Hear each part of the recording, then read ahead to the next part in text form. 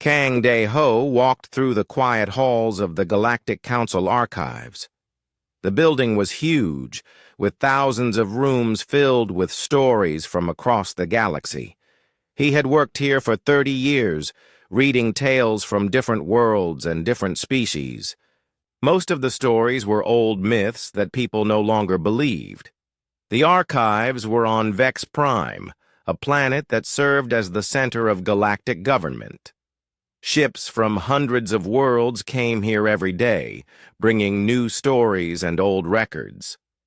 Dae-ho's job was to sort these stories and decide which ones were important enough to keep. Today, he was working in Section 7, where they kept the strangest tales. These were stories that most people thought were made up. Tales of creatures that could breathe fire, plants that could think, and machines that had souls. But there was one collection of stories that always made him pause.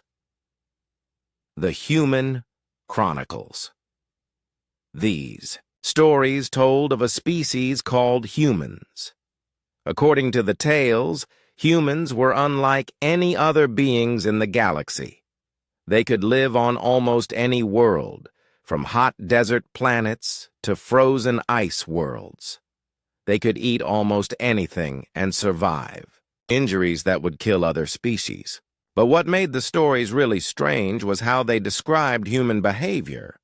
The tales said humans could be incredibly kind, helping strangers without asking for anything in return. But they could also be terrifyingly fierce in battle, fighting, to protect others even when they had no chance of winning. They could make peace between enemies who had fought for centuries. They could also wage war across entire star systems when they believed they were fighting for something important. Most scholars thought these stories were fake. They said no single species could have all these different traits. The stories must be a mix of tales from many different real species, combined to create an impossible creature. But Dae-ho had noticed something odd about the Human Chronicles. Unlike other myths, these stories were exactly the same no matter where they came from. He had read human stories that came from the ice world of Polar 7, from the desert planet Sandros, and from the ocean world of Blue Deep. These worlds were so far apart that their people had never met each other, yet they all told the same stories about humans. Dr. Yoon Hana worked in the next building over. She was a xenoanthropologist, which meant she studied how different alien cultures developed. She was young for a scholar, only 40 years old, but she was already famous for her work on ancient civilizations. Hana had become interested in the Human Chronicles 6 months ago when she was studying trade routes between ancient civilizations. She was trying to figure out how ideas and technologies spread from one world to another. That's when she noticed something that didn't make sense. The human stories appeared on worlds that had no contact with each other. They showed up in ancient records that were thousands of years old. But unlike other myths, they didn't change over time. Most stories grew and changed as people retold them. Details got added or forgotten, but the human stories stayed exactly the same. Hana had spent weeks comparing human stories from different worlds. She used computer programs to analyze the language patterns. She studied the dates when the stories first appeared. Everything pointed to the same impossible conclusion. These weren't myths that developed over time. They were records of real events. One day, Hana came to visit Dae-ho in the archives. She brought a data pad filled with her research. "I need to see every human chronicle you have," she said. Dae-ho led her to the special vault where they kept the oldest records. The room was climate-controlled to preserve ancient data crystals and metal tablets. Some of the human stories were carved in stone. Others were stored in crystal matrices that were older than most civilizations. "Here they are," Dae-ho said, gesturing to a wall of storage units. "We have over 3,000 different human stories from 200 different worlds." Hana spent the next 3 days in the vault, reading every story she could find. She made notes and cross-referenced details. The more she read, the more convinced she became that something was very wrong with the official explanation. The stories described specific technologies that humans supposedly used. Weapons that could punch through starship armor. Medical devices that could heal wounds in minutes. Computers that could think and feel emotions. Most scholars assumed these were just fantasy elements added to make the stories more exciting. But Hana had studied ancient technologies. She knew that some of the devices described in the human stories actually worked. She had seen similar technologies in ruins on dead worlds. The stories weren't describing impossible fantasy weapons. They were describing real technology that was too advanced for most civilizations to understand. The stories also described human ships. These vessels were supposed to be incredibly fast and able to travel between stars in ways that other species couldn't understand. The descriptions were very detailed, with specific information about engine designs and navigation systems. Too detailed to be made up. On her 3rd day in the vault, Hana found something that made her heart race. It was a collection of stories from the world of New Terra, a planet that had been destroyed in a solar collapse 800 years ago. The stories were carved into metal plates that had been recovered from the planet's wreckage. These stories were different from the others. Instead of being told like myths or legends, they were written like history books. They described human settlements on New Terra. They gave names of human leaders and dates of important events. They described trade agreements between humans and the local population. The metal plates were dated. They were over 1,000 years old, which meant they were written 200 years before New Terra was destroyed. But here was the strange part. The stories described events that supposedly happened 3,000 years ago. Hana realized what this meant. If the stories were true, then humans had been active in the galaxy for thousands of years. They had been trading with other species, building settlements, and influencing galactic history. But somehow, all record of them had been lost or forgotten. She brought her findings to Deho. Together they spent another week going through the archives. They found more evidence that the human stories might be real. Star charts that showed trade routes to systems that were now considered unexplored, references to human colonies in the margins of official trade documents, names that appeared in both human stories and historical records from other species. What if they're not myths? Hana asked one evening as they worked late in the archives. Deho looked up from the data crystal he was reading. What do you mean? What if humans are real? What if they're still out there somewhere? The idea seemed crazy. If humans were real, where were they? Why hadn't anyone seen them in centuries? How could an entire species just disappear from galactic civilization? But as they looked at the evidence they had gathered, it became harder to dismiss the possibility. The stories were too consistent, too detailed, and too widespread to be simple myths. Something had created these stories. Someone had told them to the various species who recorded them. Hana made a decision. She would request permission to investigate. She would ask the Galactic Council to fund an expedition to look for evidence of human civilization. It would be the biggest risk of her career. If she was wrong, she would be laughed out of the scientific community. But if she was right, it would change everything they thought they knew about galactic history. The next morning, she submitted her request to the Council's Research Committee. In her proposal, she wrote, "The human chronicles represent the most widespread and consistent mythological tradition in galactic history. Their unusual characteristics suggest they may be based on historical facts rather than imagination. I Request permission to investigate the possibility that humans are not myths, but a real species that has somehow been lost to history. 3 weeks later, she received her answer. The council had approved her request. She would have a ship, a crew, and 6 months to prove that humans were more than just dangerous myths. Commander Lee Minho had explored dead worlds before, but Kepler 442c felt different. The planet orbited a dying red giant star that barely gave off any heat.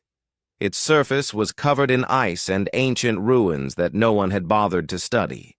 Most exploration teams avoided planets like this because they were dangerous and usually empty. But Dr. Yoon Hana had convinced the Galactic Council that this world might hold clues about humans. Old star charts from the Human Chronicles mentioned a world in this system. The descriptions matched Kepler 442c perfectly. A cold world with 2 moons orbiting a red star that was slowly dying. Minho's team landed their ship, the Star Seeker, near what looked like the largest group of ruins. The structures were partially buried under centuries of ice and snow. From orbit, they looked like random piles of stone. But as the team got closer, they could see that the ruins had been carefully planned and built. Dr. Park Ji-won was the team's language expert. She had studied ancient writing systems from hundreds of different worlds. As she examined the ruins, she noticed something strange about the architecture. The buildings used simple materials like stone and metal, but they were put together in complex patterns that she had never seen before. "Look at this," she called to the others. She was standing next to a wall that was covered in symbols carved into the stone. These symbols are arranged in mathematical sequences, but they're not like any writing system I know.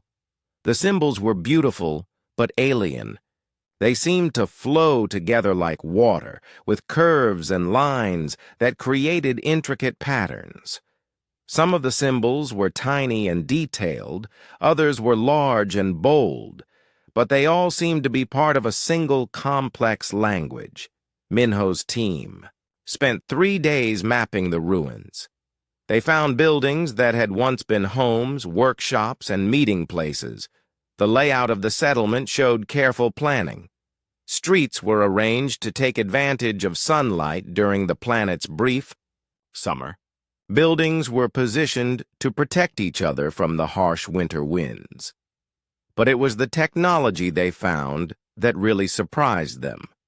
Hidden beneath the ice were devices that looked both primitive and advanced at the same time. They were made from simple materials, but they were designed with a level of sophistication that most modern civilizations couldn't match. Dr. Nam Ji-hyun was the team's technology specialist. She examined what looked like a communication device that had been preserved in the ice. The device was made from metal and crystal, materials that any species could produce. But the way these materials were combined was unlike anything she had seen. "This doesn't make sense," she told the others. "This device should be impossible to build with these materials, but somehow it works. Even after all these years, it's still functional." The biggest discovery came on their 4th day. While exploring what looked like a central building, they found a hidden chamber beneath the floor. The chamber was sealed with a material that had kept out the ice and cold. Inside, they found dozens of data crystals arranged on metal shelves. The crystals were old, but they were still readable. When Park Ji-won connected them to the team's translation computer, she discovered that they contained recordings. The recordings were in the same language as the symbols on the walls. But as the computer analyzed the language patterns, something amazing happened. "The computer recognizes parts of this language," Ji-won announced to the team. "It's finding connections to over 40 different galactic languages. That should be impossible unless this species had contact with all of them." The recordings showed daily life in what had once been a thriving settlement. The beings in the recordings looked exactly like the humans described in the myths. They had smooth skin, hair that grew from their heads, and bodies that were neither too tall nor too short. They moved with a graceful efficiency that suggested they were comfortable in many different environments. But what struck the team most was how normal the recordings seemed. These weren't the legendary warriors or wise, leaders from the myths. They were ordinary people going about their daily lives. They worked together to repair buildings damaged by storms. They shared meals and celebrated achievements. They cared for their children and elderly. The recordings were labeled with dates and locations. According to the translation, the settlement was called New Haven and was located on a world called Earth's Child. The dates showed that the recordings spanned over 200 years, documenting the growth and development of the community. As Ji-won continued translating, she discovered something that sent chills through the entire team. The final recordings described a great disaster. The planet's star was dying faster than expected. The settlements would have to be abandoned. But these weren't recordings of panic or despair. Instead, the recordings described careful preparations for evacuation. The humans spoke of ships that would carry them to new worlds. They talked about other human settlements scattered across the galaxy. They made plans to preserve their knowledge and culture for future generations. The last recording was made by someone who identified themselves as the settlement's leader. Their words were translated as, "We leave this place with heavy hearts, but we carry hope to the stars. Our people have found new homes among distant suns. We will continue to grow, to learn, and to help others as we have been helped. The void between stars cannot break the bonds that unite all thinking beings." Commander Minho felt a chill that had nothing to do with the planet's cold atmosphere. If these recordings were authentic, they proved that humans had been real. They had lived in settlements across the galaxy. They had advanced technology and a sophisticated culture. But they had also disappeared from galactic history. The team spent another week on Kepler 442c, gathering as much evidence as they could carry. They found tools, artwork, and more recordings. Everything pointed to the same conclusion. This had been a human settlement, and humans had been far more advanced than the myths suggested. Dr. Nam Ji-hyun made one final discovery before they left. In the deepest part of the ruins, she found what looked like a star chart carved into a wall of pure crystal. The chart showed the local galaxy, but it included star systems that weren't on any modern map. Many of the systems were marked with symbols that the translation computer identified as meaning home or sanctuary. They had other settlements, she told the team. Dozens of them scattered across the galaxy. This wasn't just one colony. This was part of a network. As the Star Seeker left Kepler 442c behind, Minho's team began to understand the implications of what they had found. Humans weren't myths. They had been real, and they had been far more widespread than anyone had imagined. The question now was, what had happened to them? The recordings mentioned other settlements and talked about ongoing contact between different human communities. But modern galactic civilization had no record of humans at all. It was as if an entire species had simply vanished from history. On the journey back to Vex Prime, the team reviewed their findings again and again. The evidence was overwhelming, but it raised more questions than it answered. If humans had been so widespread and so advanced, how had they been forgotten? Were there still human settlements out there, hidden somewhere in the vast galaxy? Dr. Yoon Hana was waiting for them when they returned. She listened to their report with growing excitement and concern.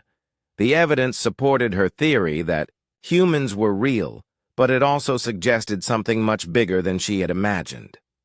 "We need to find the other settlements," she said after reviewing the crystal star chart. "If humans are still out there, we need to make contact. And if they're not—" She paused, considering the implications. "Then we need to find out what happened to them." The Galactic Council was skeptical when they first heard the team's report. The evidence was compelling, but the idea that an entire advanced species had been lost to history seemed impossible. However, the physical evidence from Kepler 442c was too detailed and too consistent to dismiss. 3 months later, the Council approved a larger expedition. They would search for the other settlements marked on the crystal star chart.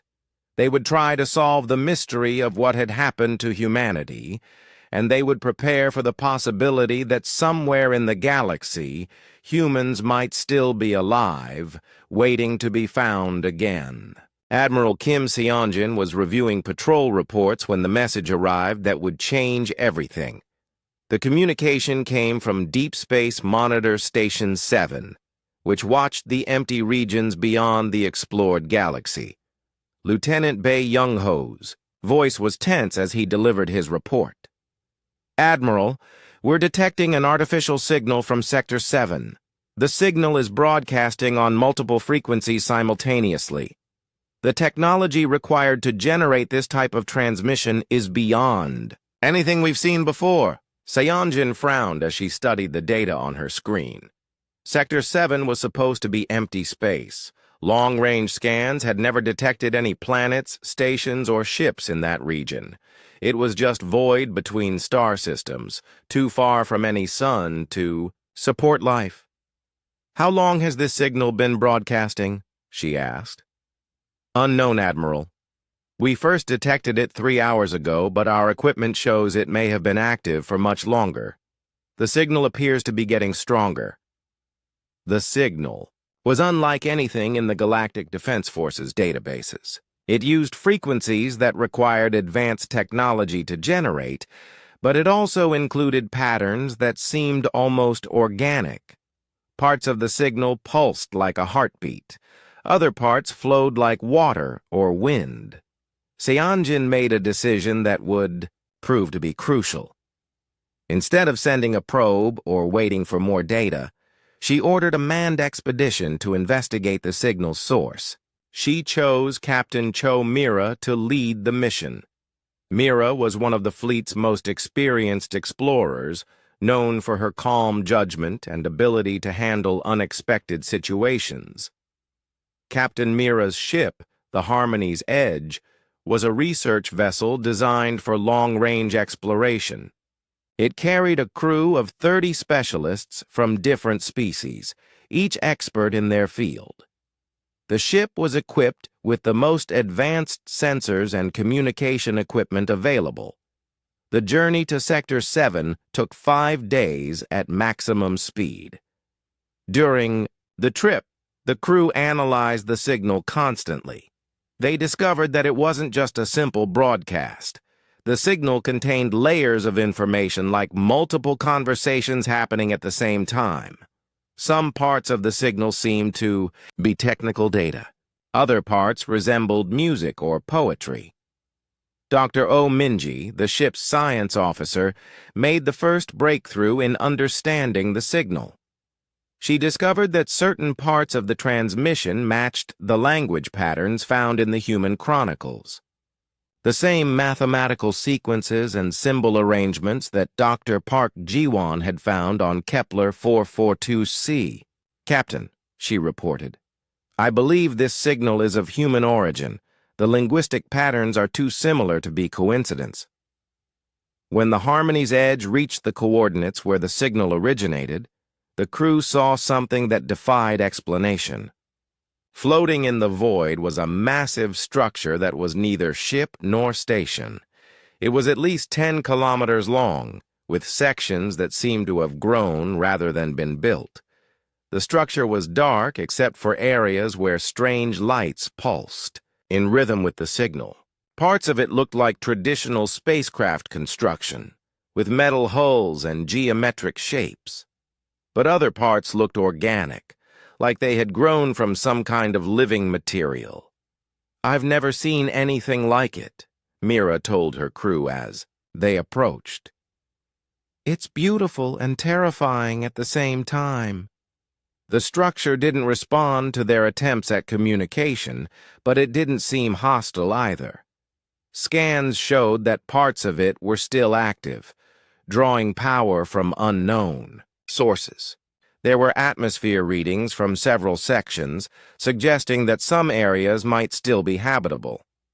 Mira decided to attempt a docking procedure. The structure had several openings that looked like they might be docking bays. As the Harmony's edge approached one of these openings, the structure responded. Lights activated in sequence, guiding them to a safe docking position. Mechanical systems that had been dormant for who knows how long came to life and secured their ship. The first exploration team consisted of Captain Mira, Dr. O'Minji, and 3 security officers. They entered the structure through an airlock that seemed designed to accommodate different species. The corridors beyond were large enough for beings much bigger than humans, but they also had smaller passages and handholds for smaller creatures.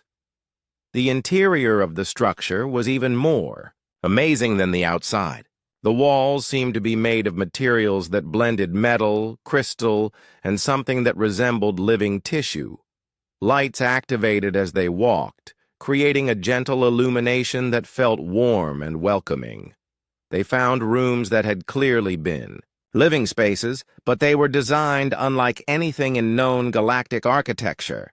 The spaces seemed to adapt to their occupants. Furniture that could reshape itself, walls that could become transparent or opaque as needed, environmental systems that could create different atmospheric conditions in different areas. But it was the technology they found that truly amazed them. The structure contained devices that integrated biological and mechanical components seamlessly. Computers that seemed to think and feel, power systems that generated energy from sources the team couldn't identify, transportation systems that moved people through the structure without any visible mechanism. Dr. O'Minji examined what appeared to be a central control room. The systems were still active, but they were running on automatic programs that seemed to be maintaining the structure without any operator input. She found interface panels that responded to touch, displaying information in the same symbolic language they had seen in the Human Chronicles. "Captain, I think this entire structure is alive in some way," she reported. "Not alive like a plant or animal, but alive like a very advanced artificial intelligence. It's been maintaining itself and waiting for something." The most important discovery came when they found what appeared to be a memory core deep within the structure. The core contained vast amounts of data, including historical records, technical specifications, and personal logs. But accessing the information required understanding the human language and culture. When they finally managed to access part of the memory core, they found records that told an incredible story. The structure had been created by humans as a kind of seed ship. It was designed to travel through space for centuries or millennia, growing and adapting as it searched for suitable worlds to colonize. The record showed that humans had created dozens of these seed ships and sent them to different parts of the galaxy. Each ship carried genetic samples, cultural records, and advanced technology. They were designed to establish new human settlements on suitable worlds and to serve as communication relays between different human communities. But something had gone wrong. The records spoke of a great catastrophe called the Silence. Communication between human settlements had been cut off suddenly. The seed ships had been left to continue their missions without guidance from the human homeworlds. This particular seed ship had been traveling for over 3,000 years, waiting for contact from other human communities. Its artificial intelligence had been sending out signals for centuries, hoping to re-establish communication with other human settlements or to find new worlds suitable for human habitation. Captain Mira realized the implications immediately. If this seed ship was still active after 3,000 years, there might be others. There might be human settlements throughout the galaxy that had been isolated since the silence. The humans might not be extinct at all. They might just be lost, scattered across the galaxy without contact with each other or with galactic civilization. The ship's artificial intelligence, which called itself Guide, was able to communicate once the team established the proper interface, protocols. Guide explained that it had been waiting for contact for so long that it had begun to believe all humans were gone. It had continued its mission out of loyalty and hope, but it had started to lose faith. "Are there others like me?" Guide asked in its translated voice. "Are there still humans among the stars?" Captain Mira didn't know how to answer. The evidence suggested that there were, but no one knew where to find them. The galaxy was vast, and human settlements could be hidden anywhere. Guide provided them with navigation data for other seed ship routes and possible human settlement locations. The information was thousands of years old, but it was the best lead they had for finding other human communities. As the Harmony's Edge prepared to leave the seed ship, Guide made a request. It wanted to come with them. The ship had been alone for so long that the idea of contact with other intelligent beings was irresistible. More importantly, Guide had information and technology that could help find other human settlements. The decision to bring Guide back to Galactic Council space was controversial, but Captain Mira believed it was necessary. If humans were still out there, Guide might be the key to finding them, and if humans were truly gone, then Guide was a living piece of history that deserved protection and study. The return journey to Vex Prime took longer because Guide's seed ship traveled with them. The massive structure was slow, but it was also incredibly advanced. During the journey, Guide shared some of its knowledge with the crew, teaching them about human technology and culture. When they arrived at Vex Prime, the Galactic Council was stunned. The seed ship was proof that humans had been far more advanced than anyone had imagined. They had created self-maintaining ships that could travel between stars for millennia. They had developed artificial intelligence. Dr. Nam Ji-hyun had seen many strange things during her career as a medical officer, but nothing had prepared her for what they found deep inside the seed ship. Guide had led the exploration team to a section of the ship that had been sealed for thousands of years. The artificial intelligence explained that this area contained the ship's most precious cargo: actual humans in suspended animation. The cryogenic chamber was a cathedral of technology and hope. Dozens of crystalline pods lined the walls, each one designed to preserve a human life for thousands of years. Most of the pods were dark, their occupants lost to time and the failures of ancient technology. But 3 pods still glowed with soft blue light, their systems humming quietly as they maintained their sleeping passengers. "I have guarded them for 3 millennia," Guide explained through the ship's communication system. "They are the seed." Ship's crew placed in suspended animation when it became clear that the journey would take longer than originally planned. "I have maintained their pods with all the care I possess, but I have not dared to wake them. I did not know if there would be a world for them to wake up to." Dr. Nam Ji-hyun examined the pods with wonder and professional concern. The technology was far beyond anything used by current galactic civilizations. The pods didn't just freeze their occupants, they maintained them in a state between life and death, preserving not just their bodies but their minds and memories.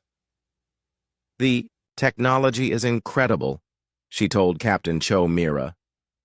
"These pods could theoretically maintain life for tens of thousands of years, but waking someone after so long is incredibly dangerous.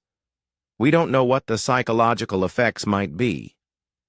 The decision to attempt revival was not made lightly.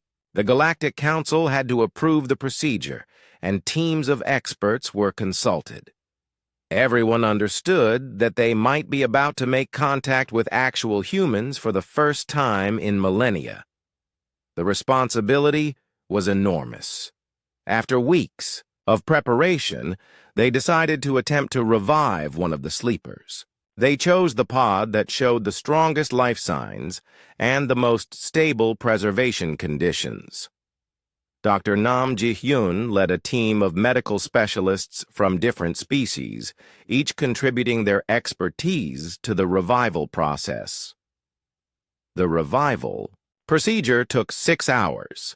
They had to gradually warm the pod while carefully adjusting the chemical balances that had kept the occupant alive. Brain activity monitors showed the slow return of consciousness.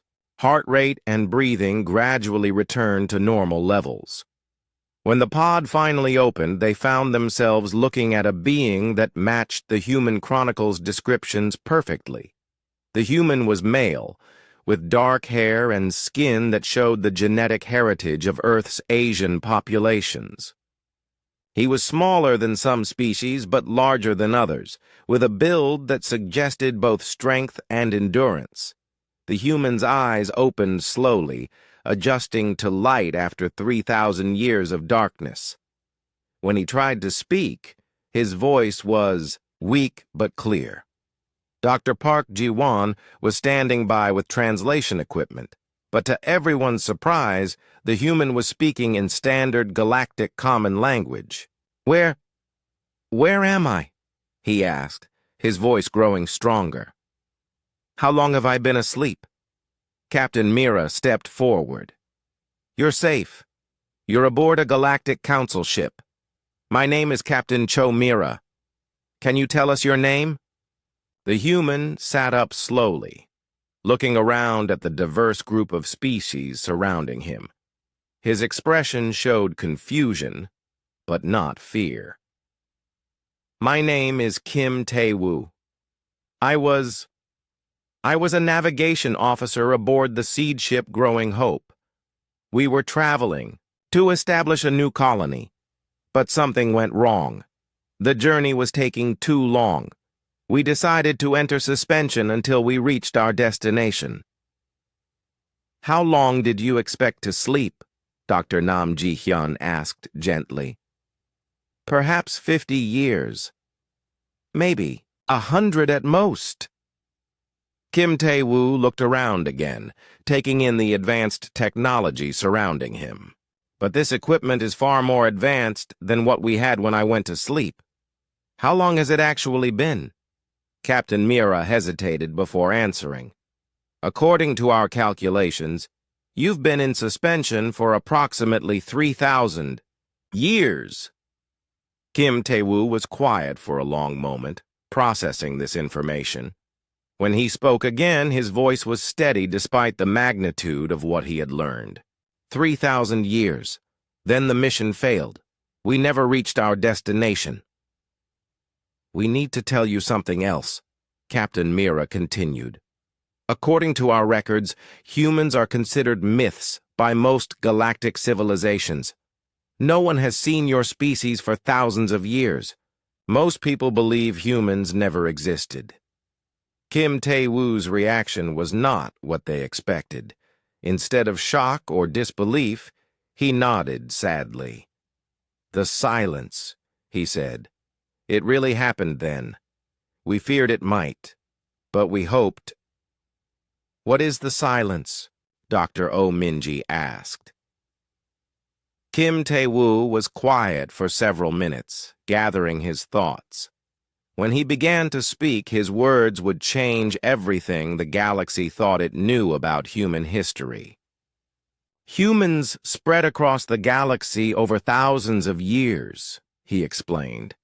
We established colonies on hundreds of worlds. We built siege ships like this one to find new homes and maintain contact between our settlements. For a time, human civilization stretched across vast distances.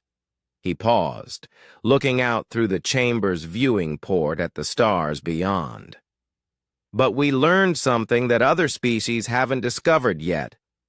Rapid expansion across the galaxy makes other species nervous. When one people spreads too quickly, it threatens the balance that allows different species to coexist peacefully.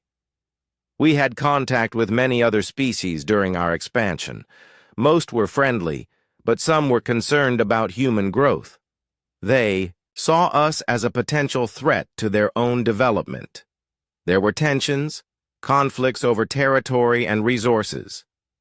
Kim Tae-woo continued his explanation, describing a side of human history that had been lost to time.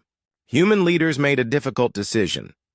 Instead of fighting for dominance or continuing aggressive expansion, we chose to step back. We decided to become observers and guardians rather than conquerors. Most human settlements went into hiding. We developed technologies that would allow us to remain undetected while still maintaining our communities. We established protocols for minimal interference with other species' development. We became watchers, helping when we could, but staying, hidden to avoid causing fear or conflict. But maintaining communication across such vast distances was always difficult. The silence was our greatest fear, that something would disrupt the network that connected our hidden communities. If that happened, human settlements would be isolated from each other, unable to coordinate or share knowledge. Captain Mira was beginning to understand the implications. You're saying that humans didn't disappear. They deliberately hid themselves. Yes, but the silence made that hiding more complete than we intended. Something disrupted our communication networks about 3,000 years ago. Settlements that were supposed to remain in contact were suddenly cut off from each other. The seed ships lost contact with their home bases. Individual communities were left to survive on their own. Dr. Nam Ji-hyun asked the question that everyone was thinking. Are there still human settlements out there? Kim Tae-woo smiled for the first time since awakening. Unless something catastrophic happened, yes. Human communities are incredibly resilient. They would have adapted to isolation and found ways to survive. The real question is whether they're still following the old protocols about remaining hidden. Our settlements were taught to reveal themselves only under specific circumstances, he continued. If they detected other humans in distress, they would break cover to help. If they discovered a threat to galactic civilization that they could help prevent, they might reveal themselves. Or if they received the proper authentication codes from human authorities. Do you know these authentication codes? Captain Mira asked. Kim Tae-woo nodded. I was a navigation officer, but I was also trained in emergency protocols. I know the codes that would identify me as a legitimate human authority to hidden settlements. If there are still human communities out there, I can make contact with them. The implications were staggering. If Kim Tae-woo was right, there might be dozens or hundreds of human settlements scattered across the galaxy, hidden but alive. These communities might have technologies and knowledge that could benefit all galactic civilizations. More importantly, they might be willing to share that knowledge now that contact had been re-established. But there were also concerns. If humans had been hiding for thousands of years, they might not trust outsiders. They might view contact with other species as a threat to their security. The process of re-establishing contact would need to be handled very carefully. Kim Tae-woo spent the next several days sharing everything he knew about human settlements, technologies, and culture. He provided star charts showing the locations of settlements that had existed before the silence. He explained human social structures and the principles that guided their hidden communities. Most importantly, he offered to help make contact with other human settlements. "My people have been isolated for too long," he said. "If there's a chance to reunite scattered human communities and to share our knowledge with the galaxy, then that's what we should do. But we need to be careful. Humans who have been in hiding for 3,000 years may be suspicious of contact. We'll need to approach them slowly and prove that." Ambassador Shin Hyemin had led first contact missions before, but never anything like this. She stood on the bridge of the exploration ship New Dawn as it approached the coordinates Kim Tae-woo had provided. According to his ancient star charts, there should be a human settlement in this system hidden somewhere among the rocky planets that orbited a yellow star. Kim Tae-woo stood beside her, looking out at the system where he believed his people might still live. 3 months had passed since his revival, and he had spent that time working with Galactic Council teams to plan the search for hidden human communities. He had provided locations for dozens of settlements that had existed before the silence, but no one knew which ones might still be active. "The settlement here was called Haven's Rest," he explained to the ambassador. "It was established on the 4th planet, which had a thin atmosphere but rich mineral deposits. The humans there were miners and engineers, specialists in extracting resources from difficult environments. Long-range scans of the 4th planet showed no signs of civilization.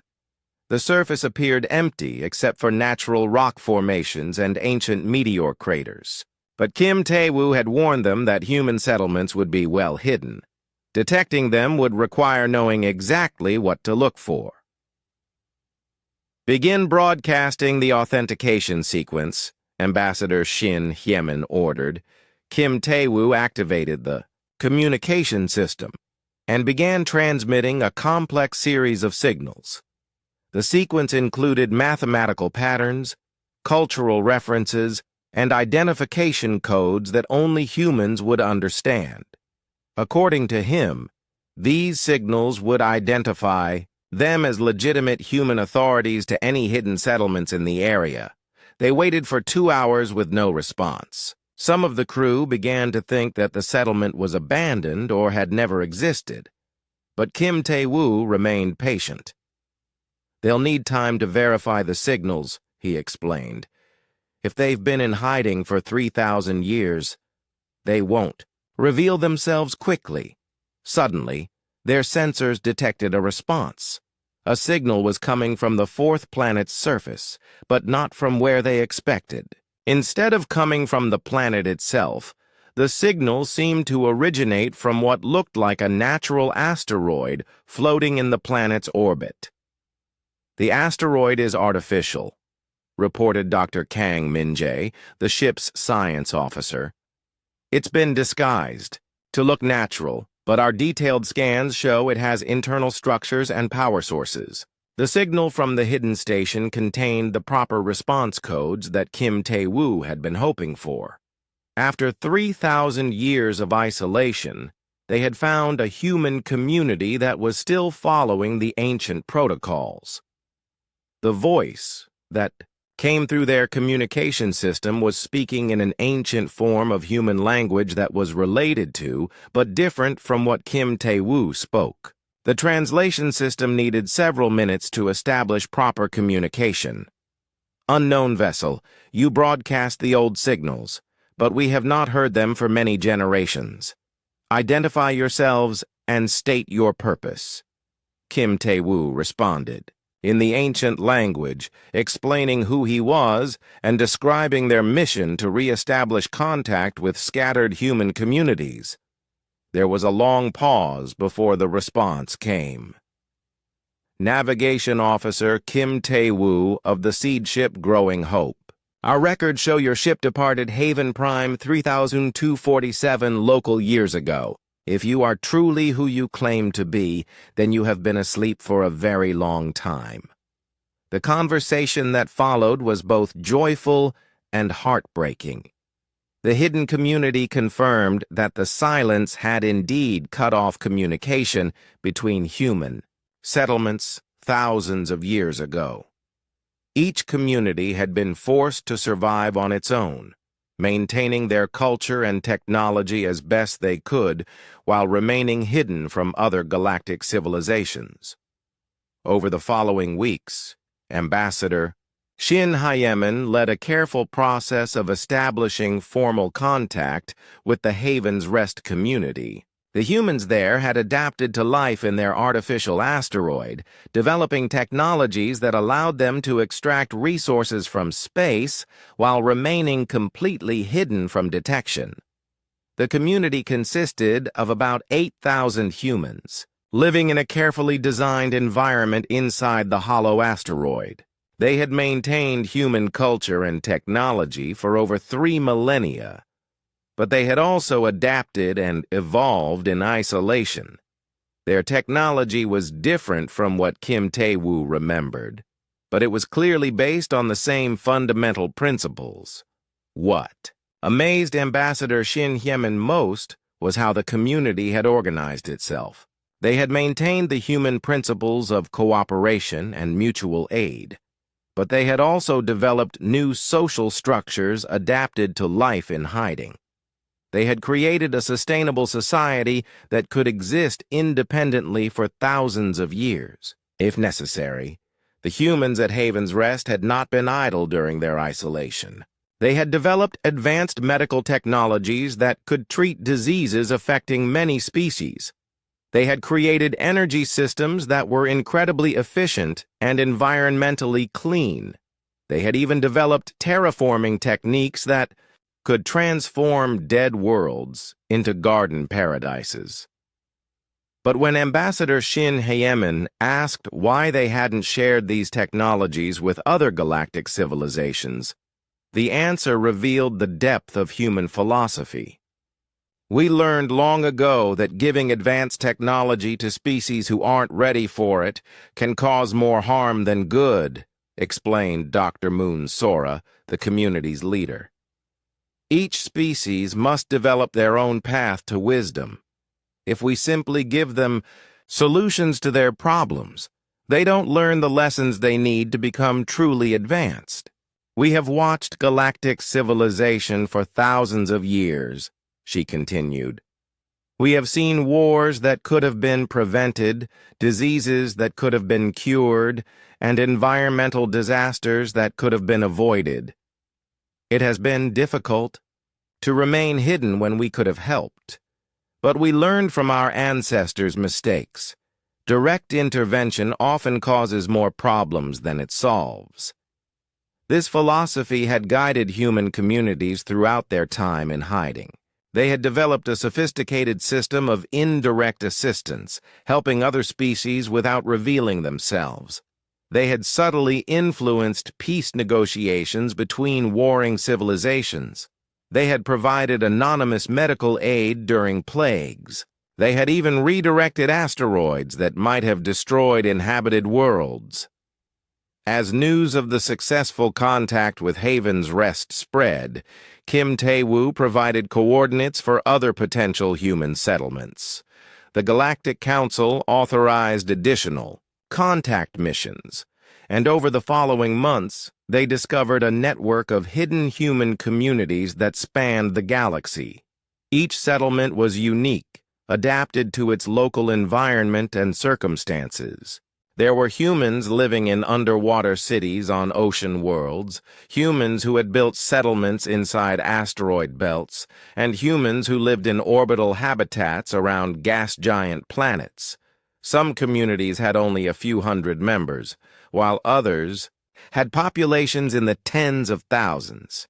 Despite their isolation from each other, the communities had maintained remarkably similar cultures and values. They all shared the human commitment to cooperation. the belief that diversity made civilizations stronger, and the principle that advanced knowledge should be shared carefully and responsibly. The hidden communities had also maintained detailed records of galactic events throughout the centuries of their isolation.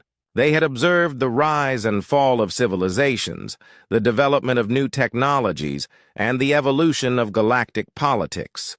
Their archives contained information that filled gaps in galactic history and provided new perspectives on major events. But the most remarkable discovery was that the human communities had been working together in secret, even after the silence. They had developed new communication methods that allowed limited contact between settlements. They had shared technological advances and cultural developments. They had even coordinated their assistance to other galactic civilizations. "We never stopped being one people," explained Elder Kim Jung-soo from the settlement of Deep Harbor. "The silence cut off our formal communication networks, but it couldn't break the bonds between human communities. We found new ways to stay connected." As Ambassador Shin Hyemin worked with different human settlements, she began to understand the scope of what they had achieved. These communities had preserved and advanced human civilization while remaining completely hidden from the rest of the galaxy.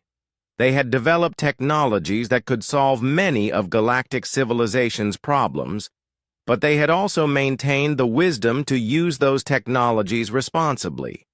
The humans were willing to share their knowledge and rejoin galactic civilization, but they wanted to do so carefully. They had spent thousands of years learning the importance of gradual change and mutual respect between species. They didn't want their return to disrupt the balance that other civilizations had achieved. "We offer our knowledge and our friendship," Dr. Moon Sora said during one of the formal contact meetings, "but we don't want to lead or dominate. We want to serve as advisors and helpers, sharing what we've learned while respecting what others have achieved on their own." The process of reintegrating human communities into galactic civilization would take time and careful planning. Each settlement would need to decide for itself how much it wanted to reveal and how quickly it wanted to rejoin the broader galaxy. Some communities might choose to remain hidden, while others might become active part. The first signs of trouble came from the Outer Rim territories. Mining stations went silent without sending distress signals. Trade ships disappeared along routes that had been safe for centuries.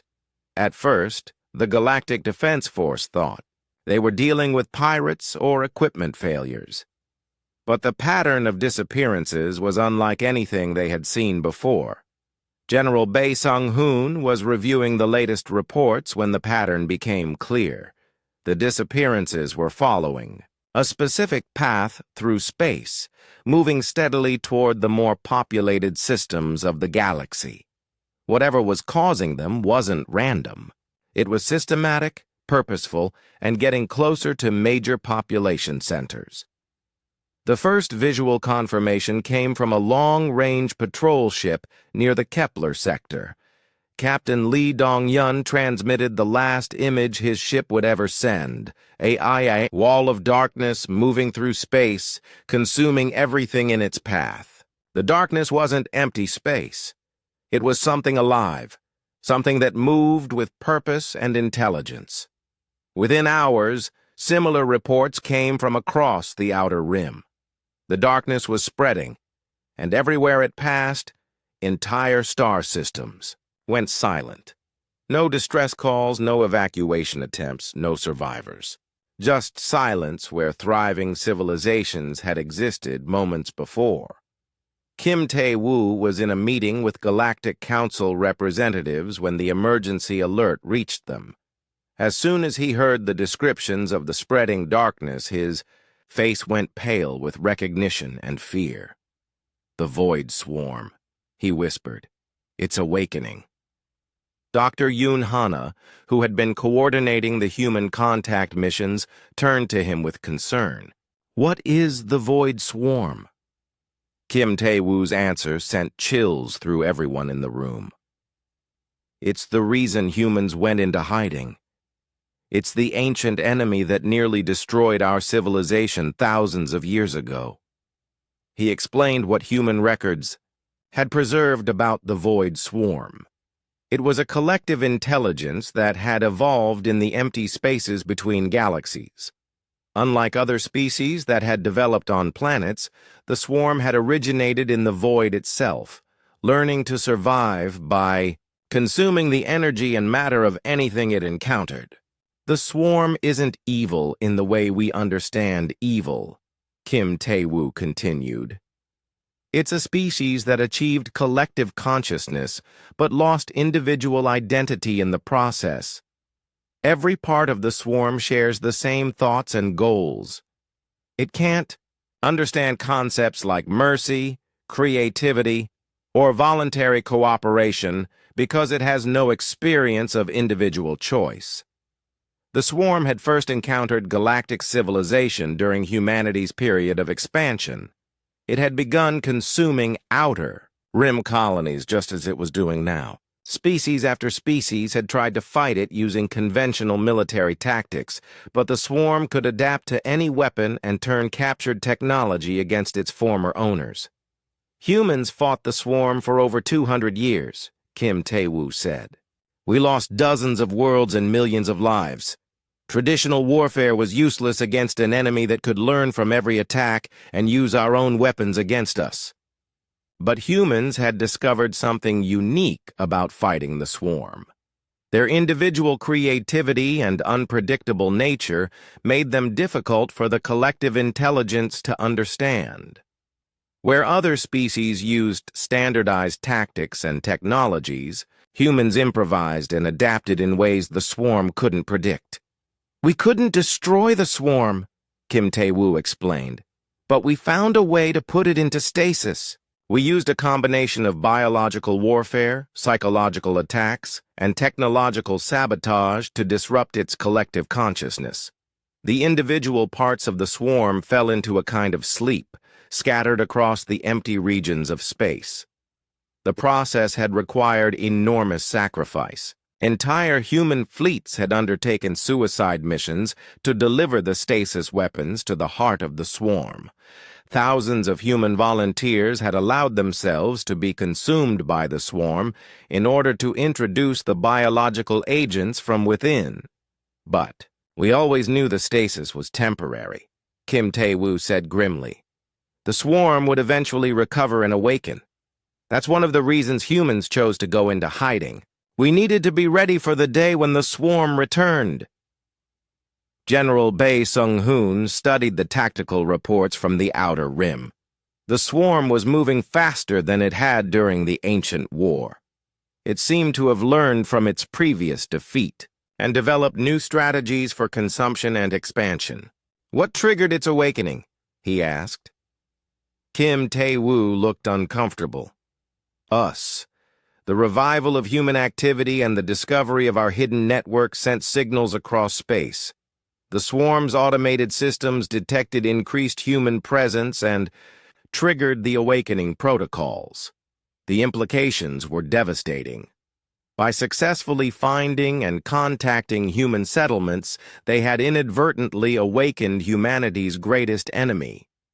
The swarm was returning to finish the war it had been fighting thousands of years ago. Within days, the situation became desperate. The swarm consumed 3 entire star systems, growing stronger with each victory.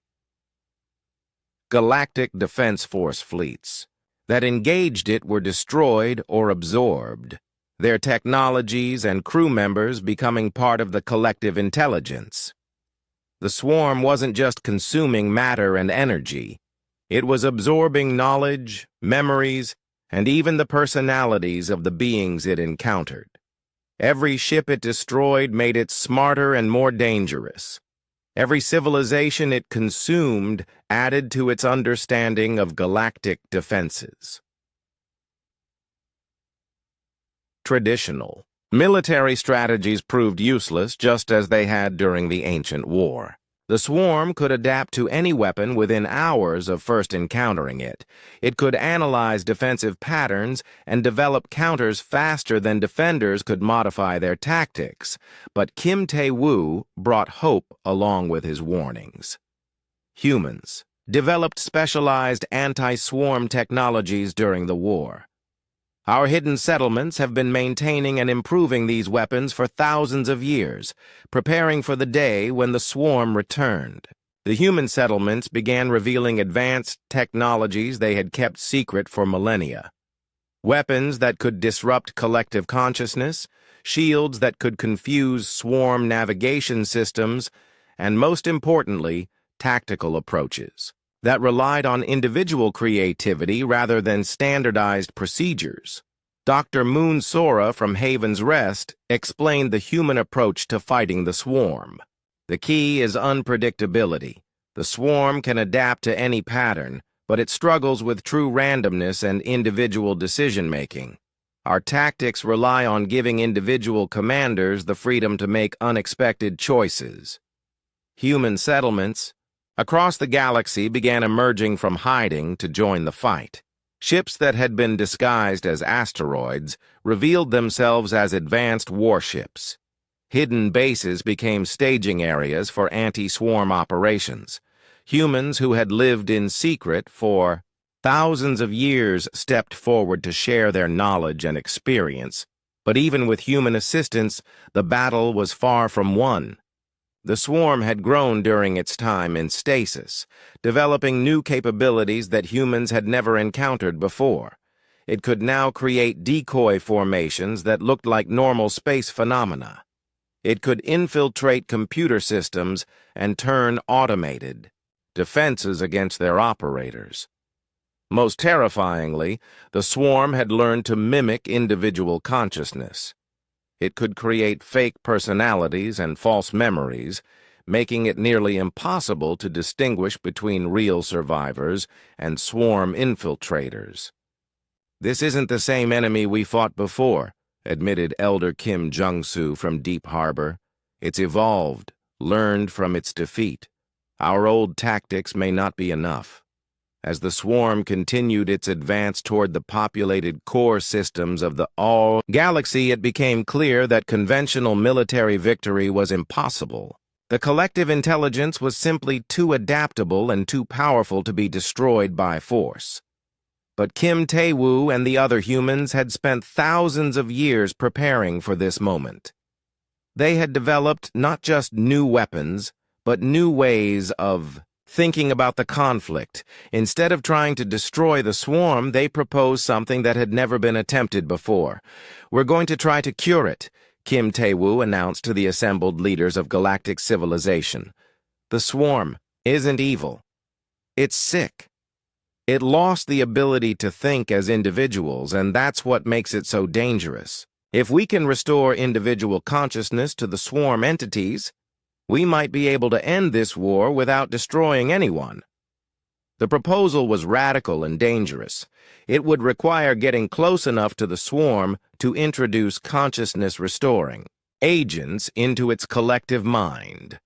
It would mean risking the entire galaxy on an untested theory. But it was also the only approach that offered hope for a lasting solution.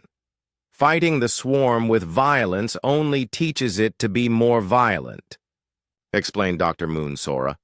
But if we can show it what it means to be an individual, to make choices and form relationships, we might be able to transform it into something that can coexist with the rest of galactic civilization. The plan would require unprecedented cooperation between species that had never worked together before. It would need the combined resources of the entire galaxy and the willing participation of beings who might not survive the attempt.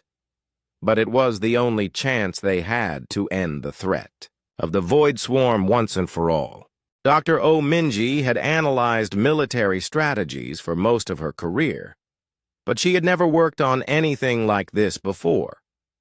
The command center on Vex Prime buzzed with activity as representatives from dozens of species worked alongside human tacticians to develop a plan that could save the galaxy. The strategy they were creating went against everything taught in military academies across known space. Instead of trying to destroy the Void Swarm, they were going to attempt to heal it. Instead of using their most powerful weapons, they would rely on precisely controlled interventions designed to restore individual consciousness to a collective intelligence. Kim Tae-woo stood before a massive holographic display showing the swarm's advance toward the core systems. The dark mass had consumed 7 star systems in the past week, growing larger and more dangerous with each victory. Time was running out for the populated worlds in its path. The swarm operates as a single mind, controlling millions of individual bodies, he explained to the assembled commanders. But those bodies were once separate beings with their own thoughts and personalities. The consciousness is still there, buried beneath the collective programming. We need to wake it up. Plan required 3 separate fleets working in perfect coordination. Each fleet would have a different role in the most complex military operation in galactic history. The first fleet, led by Captain Lim Dong-woo, would serve as a distraction. Their job was to engage the swarm in conventional battle, drawing its attention and forcing it to focus its defenses on what appeared to be a standard military attack. This fleet would suffer heavy casualties, but their sacrifice would be essential to the mission's success. The second fleet, commanded by Admiral Park Hee-jin, would deploy specialized weapons designed to disrupt the swarm's collective communication systems. These weren't weapons meant to destroy, but rather to create confusion and static in the network that connected individual swarm entities. The disruption would only last for minutes, but that might be enough. The third fleet, under the command of Admiral Kim Seon-jin herself, carried the most important part of the mission. Human scientists had developed biological agents that could restore individual consciousness to swarm entities. These agents would need to be delivered directly into the heart of the swarm during the brief window when its communications were disrupted. Dr. Oh Minji worked with human strategists to coordinate the timing. Everything had to happen within a narrow window of opportunity. If they acted too early, the swarm would adapt its defenses. If they acted too late, the window for introducing the consciousness agents would close.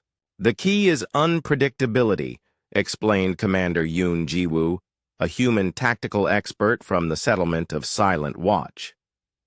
The swarm can adapt to any pattern, but it can't predict truly random individual decisions. Each ship commander must be free to make their own choices about how to execute their part of the mission. This approach was completely foreign to most galactic military traditions. Most species relied on careful planning and coordinated execution of predetermined strategies. But humans had learned during their ancient war with the swarm that rigid planning was useless against an enemy that could adapt to any pattern. Instead, the human approach relied on giving commanders general objectives and the freedom to achieve those objectives in whatever way seemed best in the moment. Ships would break formation when it felt right. Attacks would come from unexpected directions. Retreats would happen without orders when individual commanders sensed danger. To most military leaders, this seemed like chaos, but to humans, it was the essence of how intelligent beings should work together: cooperation without control, coordination without rigid structure. Captain Lim Dong-woo prepared his distraction fleet for what everyone knew would be a suicide mission. His ships were equipped with the most powerful weapons available, but they weren't expected to win the battle. Their job was to make the swarm believe it was facing a conventional attack while the real mission proceeded elsewhere. His fleet included ships from 12 different species, each contributing their unique capabilities to the deception. The rock-eating Gornaks provided heavy assault ships that could take enormous damage. The energy-manipulating Luminary contributed vessels that could create spectacular but harmless light displays. The precision-focused Tektites brought ships capable of surgical strikes that would look threatening but wouldn't actually harm the swarm's core systems. Admiral Park Hyejin's disruption fleet faced a different challenge. Their weapons had never been tested against a target as large and complex as the Void Swarm. The consciousness disruption systems were based on human research into collective intelligence, but no one knew if they would work on this scale. Her fleet carried devices that could generate specific frequencies designed to interfere with neural networks. Other ships had weapons that could create electromagnetic pulses calibrated to disrupt biological communication systems. Still others carried psychological warfare systems that could broadcast confusing sensory information to overwhelm collective processing capabilities. But the most crucial element was Admiral Kim Seonjin's delivery fleet. These ships carried the biological agents that human scientists had spent thousands of years developing. The agents were based on careful study of how individual consciousness worked in different species, combined with research into the swarm's collective structure. The agents wouldn't destroy the swarm's collective intelligence. Instead, they would introduce the capacity for individual thought alongside the collective awareness. Swarm entities would retain their shared memories and knowledge, but they would also develop personal preferences, individual goals, and the ability to disagree with the collective. If this works, Kim Tae-woo explained, the swarm won't become human or like any other species. It will become something new, a species that can think both collectively and individually, combining the strengths of both approaches.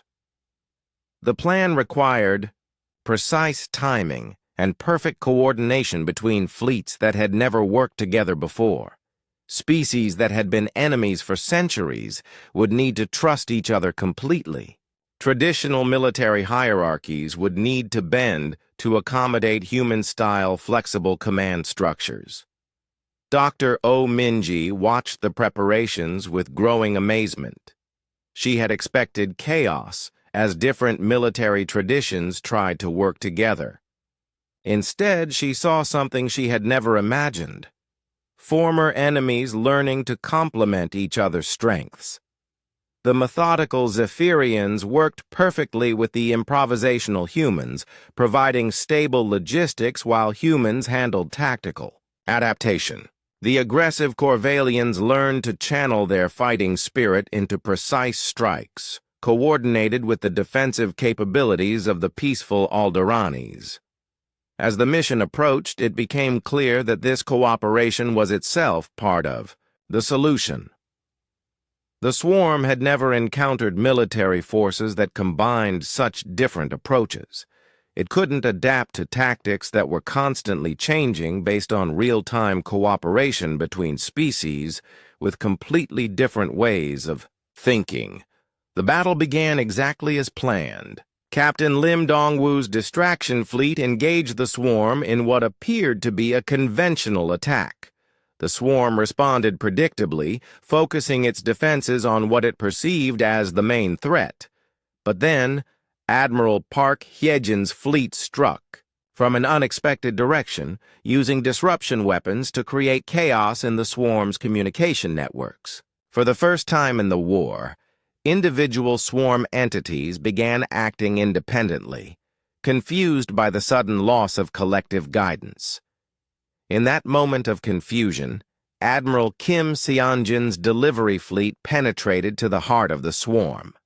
Specialized missiles carried the consciousness-restoring agents deep into the collective structure. The agents spread through the swarm's biological networks like a virus, but instead of causing damage, they awakened dormant neural pathways.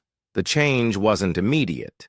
For several hours, the swarm continued its advance while the agents worked. through its system. But gradually, something unprecedented began to happen.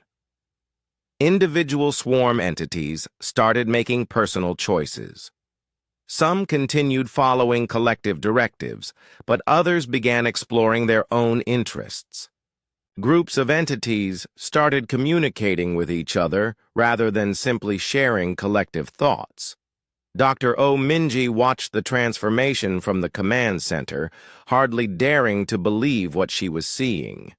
The massive dark wall of the swarm was breaking apart into smaller groups. Each group was moving independently, exploring different areas of space rather than advancing in a unified direction. "It's working," she whispered to Kim Tae-woo. "They're becoming individuals." But Kim Tae-woo looked concerned rather than relieved. "The hard part is just beginning," he said. "Now we need to teach them how to be individuals without losing the benefits of their collective heritage.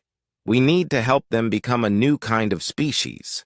The transformation of the Void Swarm would take months to complete, and there was no guarantee that all the newly individual entities would choose peaceful coexistence with galactic civilization. Some might remain hostile, while others might become allies. But for the first time since the swarm's awakening, there was real hope. The galaxy had faced its greatest threat, not with destruction, but with transformation. They had shown that even the most dangerous enemy could be healed rather than destroyed. President Lee Soo-young stood before the Galactic Assembly for the first time in over 3,000 years that a human had addressed the gathered representatives of galactic civilization. The Great Chamber on Vex Prime was filled with beings from hundreds of worlds, many of whom still struggled to believe that humans were real rather than mythical. 6 months had passed since the transformation of the Void Swarm, and the galaxy was still adjusting to the changes that followed. What had once been a collective intelligence consuming everything in its path had become something entirely new. Individuals who retained their shared memories, but had gained the ability to think, choose, and grow as separate beings. The former swarm entities had chosen to call themselves the Awakened. They were still learning what it meant to be individuals, but they had quickly proven themselves to be valuable members of galactic civilization. Their collective memories contained knowledge from thousands of consumed civilizations, information that was now being freely shared to benefit all species. Today marks not just the return of humanity to galactic affairs, President Lee Soo-young began, but the beginning of a new age of cooperation and understanding. We have learned that our greatest challenges can become our greatest opportunities when we face them together. In the months following the swarm's transformation, human settlements had emerged from hiding across the galaxy. What had been revealed was a network of communities that had spent millennia developing advanced technologies and deep wisdom about peaceful coexistence between different species. The humans brought gifts to galactic civilization that went far beyond their advanced technologies. They brought new approaches to conflict resolution, methods for helping different species understand each other, and most importantly, a philosophy that saw diversity as strength rather than a source of division. Dr. Moon Sora, now serving as humanity's chief science advisor, had established research partnerships with universities across the galaxy. Human medical technologies were being adapted to help species that had suffered from incurable diseases for generations. Human energy systems were being shared to help worlds transition away from polluting power sources. But the humans insisted that their role would not be to lead or control. They had learned from their ancestors' experiences that imposing solutions on other species, even beneficial solutions, often caused more problems than it solved. We offer ourselves as facilitators and teachers, President Lee Soo-young continued her address. We will share what we have learned, but we will not dictate how that knowledge should be used. Each species must choose its own path to advancement. The transformation of galactic civilization was already visible in countless ways. Former enemies were working together on projects that would have been impossible just months before. The methodical Zephyrians were collaborating with the chaotic Jovians on artistic endeavors that combined precision with spontaneity. The aggressive Corvallians had formed defensive alliances with the peaceful Alderanis, creating security systems that protected without threatening. Ambassador Shin Hyemin had been appointed as the first director of interspecies cooperation, a new position created to help facilitate these unprecedented partnerships. Her office coordinated cultural exchange programs, joint research projects, and diplomatic initiatives that were breaking down barriers that had existed for centuries. The Awakened had adapted to their new existence with remarkable speed. Individual awakened entities had chosen personal names and had begun developing unique personalities and interests. Some became artists, creating works that combined their collective memories with personal vision. Others became scientists, using their vast knowledge to solve problems that had puzzled researchers for generations. Commander Zara Individual 7 had been among the first awakened to develop a distinct personality. She retained access to the collective memories of her species, but she had also developed personal preferences for music, art, and philosophical discussion. She now served as an ambassador between the Awakened and other galactic species. We are grateful for the gift of individual consciousness, she had told the assembly during an earlier session. But we have not lost our appreciation for collective thinking. We represent a new possibility. Beings who can think both alone and together, combining the creativity of individuals with the wisdom of shared experience. The integration of the Awakened into galactic society had required new approaches to law, economics, and social organization. Beings who could share memories and experiences didn't fit easily into systems designed for purely individual species. But rather than forcing them to adapt to existing structures, galactic civilization had chosen to evolve those structures to accommodate new ways of being. Kim Tae-woo had become humanity's first ambassador in the new era, serving as a bridge between the humans who were emerging from hiding and the galactic civilization they were rejoining. His experience of awakening after thousands of years in suspension had given him a unique perspective on adapting to rapid change. Change is the only constant in the universe, he often said when speaking to groups struggling to adapt to the new galactic reality. The question isn't whether things will change, but whether we'll change in ways that make us stronger and wiser. The effects of humanity's return extended far beyond politics and technology. Human approaches to education were being adopted by species that had struggled with traditional learning methods. Human techniques for conflict resolution were preventing wars that might have devastated entire systems. Human philosophies about the value of diversity were helping species that had never been able to cooperate find common ground. But perhaps the most important change was in how galactic civilization thought about itself. The old model of competition between species for resources and territory was being replaced by a new understanding of cooperation and mutual benefit. Dr. Oh Minji, now Director of Strategic Analysis for the Galactic Council, had documented how the cooperation during the swarm crisis had created lasting partnerships. Species that had been enemies for centuries had learned to trust each other. Military alliances had evolved into cultural and economic partnerships that benefited everyone involved. We've discovered that the galaxy is not a zero-sum game. She wrote in her influential report on post-swarm civilization. When different species work together, combining their unique strengths and perspectives, the total result is greater than the sum of the parts. The human settlements had also transformed, from hidden refuges into centers of learning and cooperation.